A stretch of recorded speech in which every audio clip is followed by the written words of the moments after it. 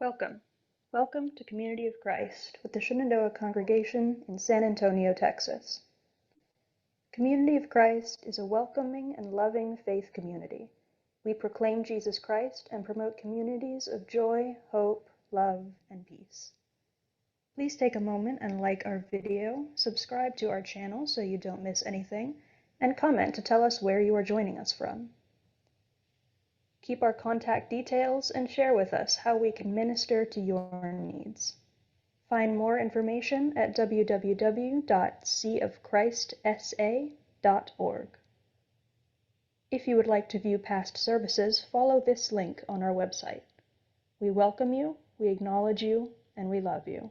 Shalom.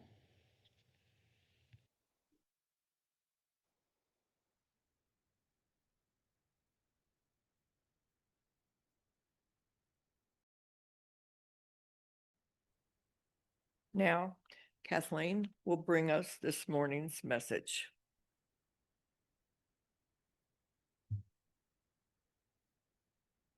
Good morning, everyone. I'm really pleased to be with you here today. I was going back and forth whether to reference this or not, but I think I should. Y'all, I'm raw today.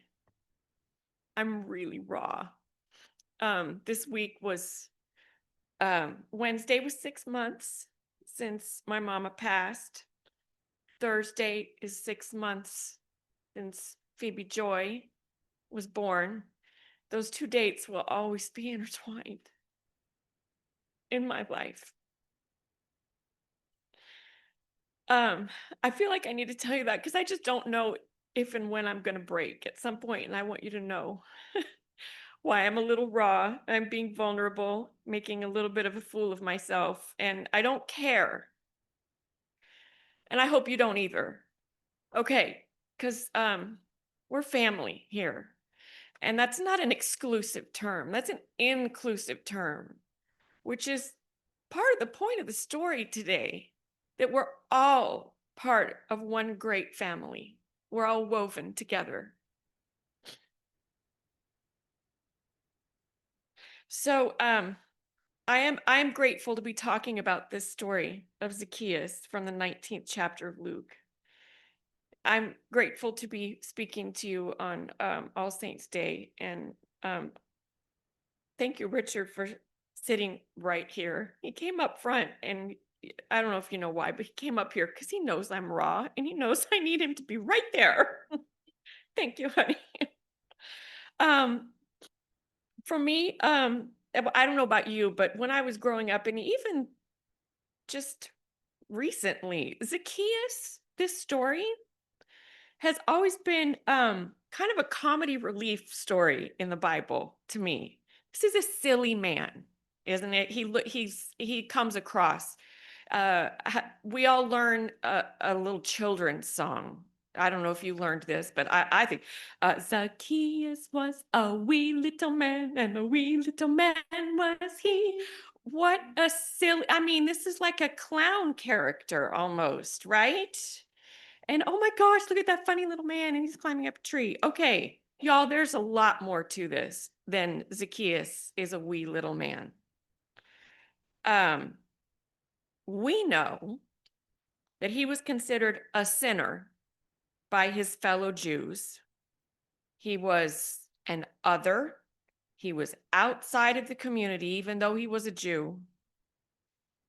And yet, this is another one of those stories of Jesus schooling us again and again and again because we're dumb and we don't get it, right? That all persons are children of God. All persons have worth. And Jesus was here and spent his time. Where did he spend his time? He spent his time with the quote unquote sinners, with people who were outside, who were social outcasts. And he was here to bring everyone redemption and wholeness. So, talking about Zacchaeus a little bit, he wasn't just a wee little man. Okay, he was short. And we can all chuckle about that. And he wasn't just a tax collector. He was the chief tax collector.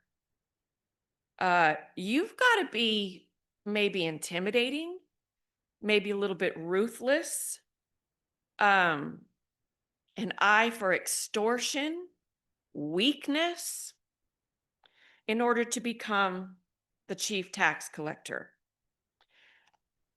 He was Jewish, and the Jewish people were oppressed right now, right? By the Romans.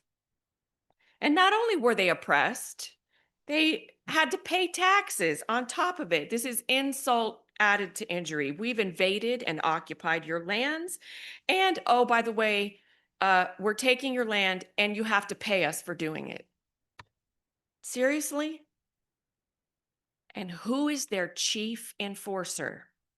This wee little man, a fellow Jew. This is a betrayal to his Jewish community.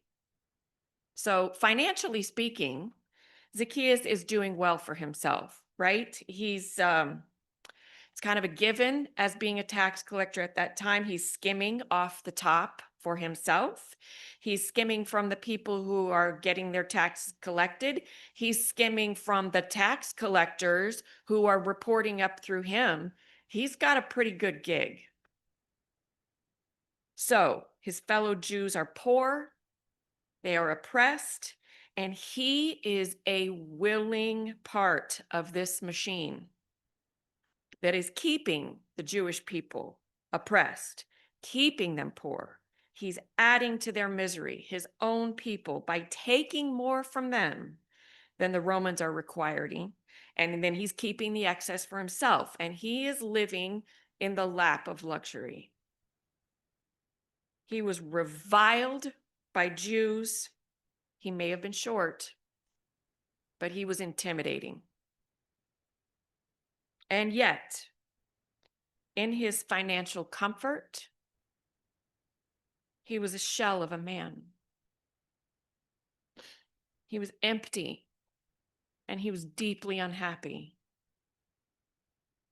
He heard Jesus was coming through town, and something inside of him knew that Jesus was part of the answer that he was seeking, the wholeness that he was lacking. And that's the important word for today, in my judgment, seeking. I want you to focus on that. There are two aspects of his seeking that I want to draw your attention to.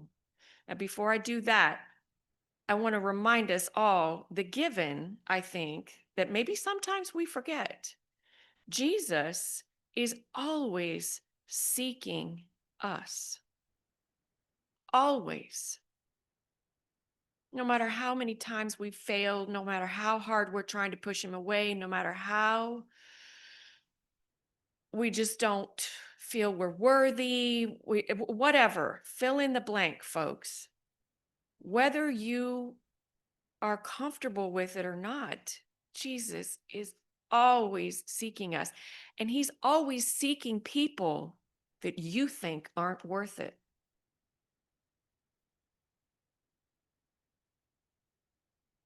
And I think aren't worth it.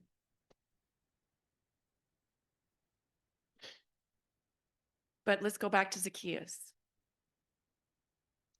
First, Zacchaeus runs ahead of the crowd. That doesn't seem like a big deal, right? Actually, at the time, it was. This is a very undignified thing for an adult to do. This is a very undignified thing for a man of his position to do, is to run. It looks desperate. It's not done. They don't run. People don't run. And yet he did. And second, he climbed a tree, right? Okay. That's an acknowledgement of him that he's short.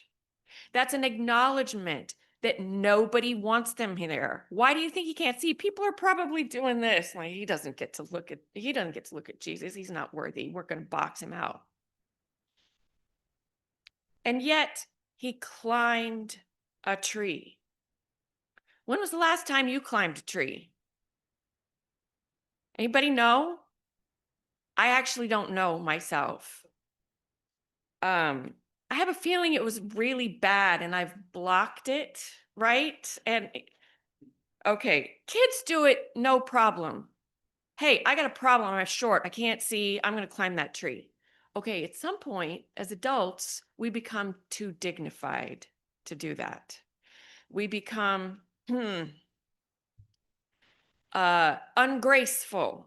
Maybe we haven't done it in a while and it's going to look really bad. We're going to look really silly.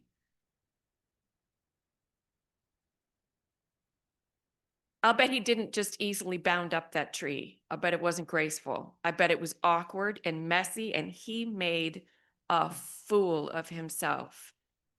He humbled himself. Yes. If you're short, right. Melody's, yeah. If you're short, it's harder to climb a tree. You can't reach it. Okay. I'm sure it was messy. Really messy. But he didn't care. He was having a transformational experience because he recognized that he was in need of redemption and a reorienting of his life. He was in the middle of a complete paradigm shift. Zacchaeus had led his life with his own interests being his first priority, not thinking of others, thinking of himself. How can I make things better for me? How can I make myself comfortable? How can I make myself feel better? How can I do this for me? But at some point before this story picks up in the Bible for us, kind of off camera, if you will, he recognized there was something wrong. There was something off. He recognized the error of his ways. So not only did he repent before Jesus, which, by the way, what does that even mean? It's not just saying that you're sorry for what you've done, but you're going to take steps to right the wrongs. You're going to take accountability. Maybe there's some restitution to be paid. So not only does he repent, he offers restitution and reparations. At the time, it was customary to tithe 10%, and yet he blurts out to Jesus, I will give 50% of my possessions. He's committed to this. And not only the bare minimum of what's required, an outpouring of generosity, an outpouring of reparations, of restitutions. And then on top of that, when you have wronged somebody, you've taken something from them, it was customary at that time to give it back plus an additional 20%. And he says, were we paying attention? I will give back 4 times the amount that I took. I've done a lot of wrong. And I need to do a whole lot of right. He was one of the lost that Jesus came to find. Probably didn't look lost to his fellow Jews, did he? He's doing just fine over there. But in here, he was lost. And it's a lesson to all of us. People who we might think are fine, they're probably not. There's some hole in here that they're trying to fill. people that are hurting you, oppressing you, it's probably not about you. It's about whatever hole is in here.